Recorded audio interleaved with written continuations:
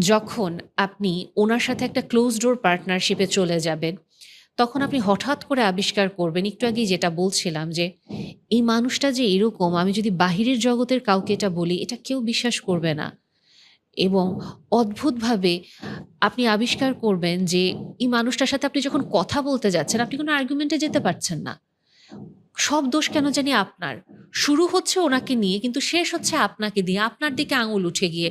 এবং একটা পর্যায়ে আপনার নিজের আত্মবিশ্বাস বলে কিছু থাকবে না এবং আপনার মনে হবে আমার এত দোষ, আমার এত ভুল। আসলেই কি আমি এটা বলব? আসলেই কি আমি এটা ডিজার্ভ করি? একটা পর্যায়ে আপনি এই মানুষটার একটা হাতের পুতুল হয়ে যাবেন এবং কখন হয়ে যাবেন আপনি বুঝতে পারবেন না। কারণ নার্সিসিস্টিক ম্যানিপুলেশন বোঝাটা খুবই কঠিন হয়ে যায়।